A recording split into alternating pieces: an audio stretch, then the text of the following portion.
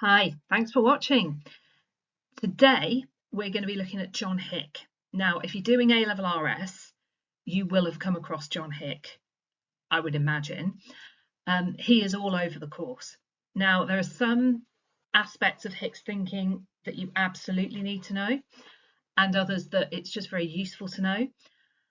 Today I'm going to try and stick to things that could actually come up in questions, because knowing your scholars is so important to get to the higher levels of the mark scheme. So we're going to do a bit of a dive into Hick's thinking. We'll look at where he comes up in the philosophy content, but also in the Christianity content. Here we go. So here he is. John Hick died in 2012. He was a British philosopher of religion, wrote a lot of books, did a lot of work in America as well during his life. And he's got an interesting take on things. So when you read Hick's actual work, and there's videos and things of him online and interviews if you want to go and check those out, it seems to show that he did believe in God, but I don't know that he would necessarily have identified as a Christian, particularly in his later life. He seems to reject certain aspects of Christian teaching, and as you're going to see, some of his ideas don't actually fit very well at all with traditional Christian teaching. Now, from our point of view, that's good because it gives us things to discuss when we're writing our answers. So things that you need to know. There's 3 topics where you could be asked about Hick. One is the problem of evil, because Hick's soul-making theodicy is a big response to the problem of evil. A theodicy, remember, is a defense of God. So that's year 1 philosophy. Year 2 philosophy could come up in religious language, and I've just noticed there that I've spelt language wrong. Well done me. Eschatological verification. So this isn't a huge area, but it's well worth knowing because it comes up as a key response to the verification principle, which of course is a criticism of the meaningfulness of religious language. So Hick pushes back and says, no, I think religious language is meaningful and this is how. So we're going to be looking at that. And then the final thing we're going to tackle is one of the very last things on the spec in the religion section. So for most of you, that will be Christianity, but might not be. Hick's pluralism. So this is in the migration and pluralism topic. Hick holds views that all religions are essentially just different responses to the same ultimate reality. How does that fit with Christianity? Maybe not great, but we'll see. Okay, let's get into it properly. So let's have a look at Hick's soul-making theodicy first of all. So a theodicy, just to remind you, is a defense of God. So it's a way of trying to solve the problem of evil that defends God. So Hick's theodicy was modern because he's a modern thinker. He lived into the 21st century. That's modern in philosophical terms. But it's based on a thinker called Irenaeus of Lyon, who's much, much older. He goes back actually even further than Augustine does. So he was a very early thinker. And in Hick's view, this is why we call it a soul-making theodicy rather than soul-deciding.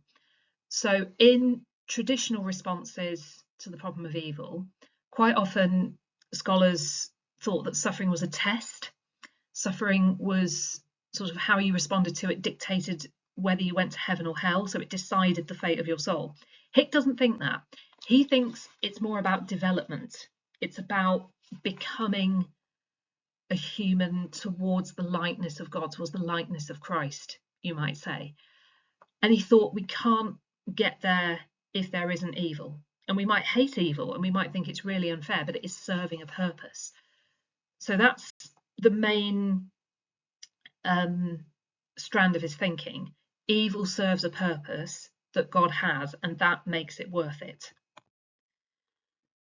So he describes the world as a veil of soul making, a place where our souls have to be made.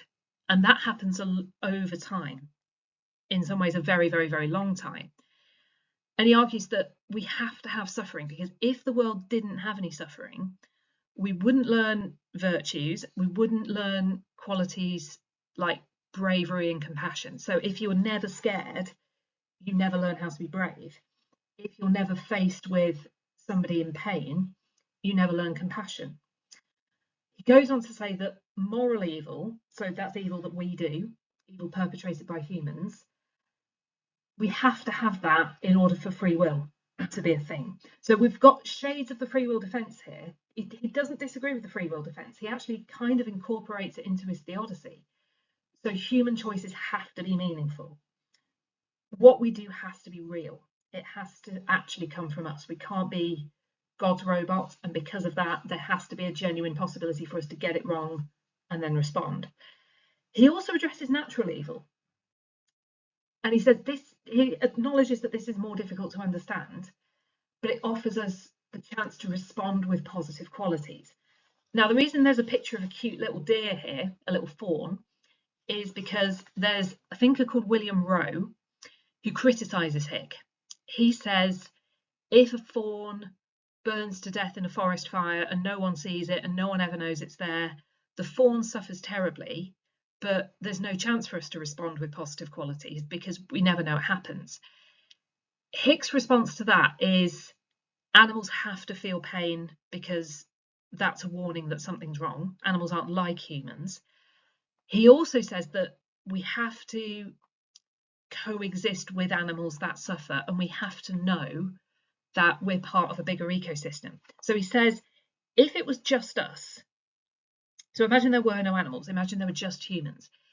If that was the case, we'd know that we were in a privileged position, and that would get rid of what he calls epistemic distance, which I'll talk about more in a minute. So animal suffering, it might seem pointless, it might seem unfair, but Hick says it's actually part of the wider plan. Now, you don't have to agree with that, but that is his response. So epistemic distance, this is a really key part of the theodicy, and many people think this is one of the best parts of it. Hick says it cannot be obvious that God exists, because if it was, that straight away takes away our freedom. Soul making, this process of becoming better, becoming more Christ-like, it has to take place at a distance from God. Otherwise, it's pointless. We're not truly free. We need to have a genuine choice to choose or reject God. Now, this is where it gets a little bit radical and a bit separate from Christianity, because Christianity doesn't think that everybody gets there. Christianity doesn't think that everybody does eventually come into this relationship with God. Hick thinks we all do. So this is an idea called universal salvation, and we can use this as well when we're talking about pluralism. Hick thinks that everyone will eventually freely respond to God's love and be saved. So everybody's soul ultimately will be completed. But it might take a very, very, very, very long time. And he's not clear about where that time comes from. He suggests that there might be other lifetimes. Now, again, that's at odds with Christianity. Another place where he's at odds with traditional Christianity is Hick doesn't believe in hell. He rejects the idea of hell because his view is that a loving God would not send anyone to hell forever. That's not the act of a loving God. We need the full range of suffering to be a part of our life so that our souls can respond and develop. And that's why we have to have terrible suffering as well as minor suffering. We need the full range. And this may take many lifetimes. So he's not clear about whether he believes in some sort of reincarnation or whether there are different levels of reality that we can exist in. But this idea of multiple lives, that does not fit with traditional Christianity. So not all Christians are fans of this. Some Christians think that it has some merit in terms of explaining why God would allow evil, but there are places where it does get a little bit radical. Okay, so let's move on and look at Hick and religious language, particularly what he says about eschatological verification. So this is a challenge to the verification principle. And the verification principle itself, remember, challenges the meaningfulness of religious language. So your man for this is A.J. Ayer. He wrote this book called Language, Truth and Logic, and he came up with this principle to say that if we do not know how to verify something, either in principle or in practice, it is meaningless. It's just noise you're making with your mouth. It doesn't contain any factual meaning. So statements like God exists, Ayer would argue we can't verify that. We have no way of knowing, therefore it is meaningless. Hick challenges that, and here's how. So Ayer said that claims have to be verifiable either in practice, so we can actually do it, or in principle, so we know in theory how to do it. And Hick argues that the second one is true for some religious claims. They are verifiable in principle. We can't do it right now, but we will be able to. And essentially, he's arguing that you find out when you die. So the statement, people go to heaven when they die, Hick would argue that that is meaningful, not meaningless, because we can verify it. If it's true, we'll find out when we die. And if it's false, our consciousness will end and there won't be anything to verify or falsify. It will no longer matter. So Hick argues that this is a form of verification. Now he illustrates this with his parable of the celestial city. So this is a story to try and make the point. Two travellers are walking along the road. One person believes that the road leads to a celestial city, like a heavenly place. The other believes there's nothing at the end. There's no city. So you can see probably so far this is a metaphor for life. They're both experiencing the same journey. There's nice bits, there's not so nice bits. But because they've got different beliefs, the travellers interpret these things differently. Eventually, they'll get to the end of the road. If there is a celestial city, the believers proved correct. So that has been verified. And if there's nothing, then neither of them are going to know, because the road ends, they end, it all ends, there's nothing to verify, it ceases to exist. Again, I'm not going to go massively into the strengths and weaknesses here because I'm just aiming to help you understand Hick today. Not everybody agrees that this is a useful form of verification, but many people do. What he's saying overall is that he doesn't feel religious language is meaningless. He certainly doesn't feel that it can be just done away with because of the verification principle. It can be verified in principle, even if we can't do it right now. He thinks at some point we will, particularly the point of death. And he's arguing that quite a lot of religious language, because of this, is cognitive. So it's making genuine claims about reality. So another area of religious language is it cognitive, is it not? Sometimes it is and sometimes it isn't. But Hick's arguing here that it can be, because if it's verifiable in principle, then it's making a claim about what actually is the case. So a factual claim. Good. Hope you're still with me. Last thing today, Hick and pluralism. Now we're going into the religion section, and I'm going to talk about this from the point of view of Christianity, because I know that that's what most people are studying. So Hick's responding to the problem of religious diversity. Why is religious diversity a problem? For many people it isn't. It's a great thing. But if we're living in a world where we believe that there is one right religion, that can get difficult. So Hick doesn't think there is one right religion. However, Christianity kind of does. Exclusivist Christianity, remember exclusivism is saying Christianity has the truth and the only way to be saved is through a relationship with Jesus. Hick rejects that. Hick doesn't think that one religion does have the answers.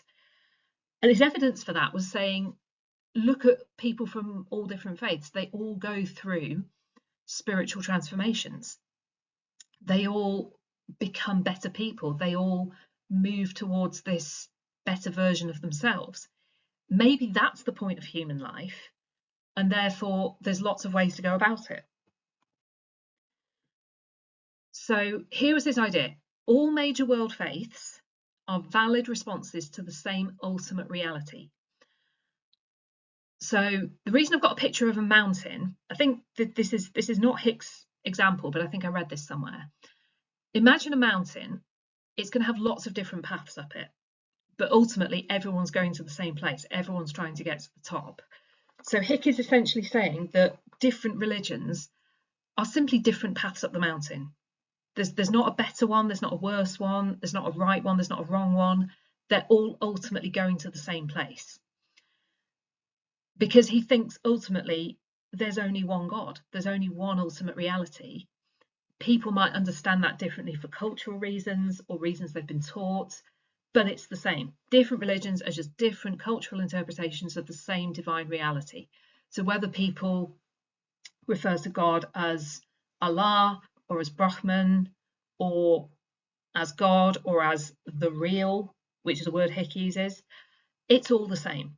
People can't know God directly, so they use what they have. They use what they understand, which is their own cultural concepts and traditions. So the reason he thinks this is because he's got quite a clear idea about the goal of religion. He doesn't necessarily think it's to get to heaven. He thinks the goal of religion is spiritual transformation. So he describes this as a shift from self-centeredness to reality-centeredness. And reality has a capital R because he refers to God very often as the real, the ultimate reality. So he thinks the goal of religion is to move from being a person that's only cares about yourself to a person who understands their place in the wider reality and comes to an understanding of God. So we see this in moral change, when people get better, when people make mistakes and fix them, in compassion, how people respond to suffering, through people's love, altruism, which is where you do something good without expecting anything in return.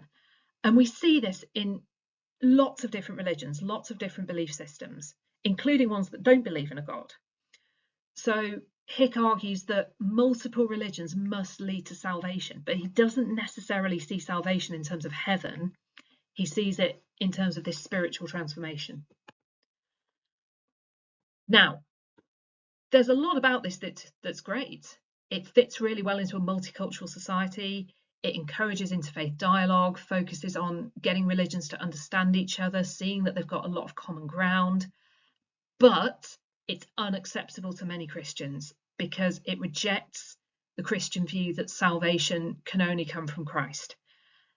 And that's in some ways a big problem, because if everybody is saved in their own way anyway, remember we talked about universal salvation earlier, if everybody's ultimately saved one way or another, why did Jesus have to die? What was the point of all that?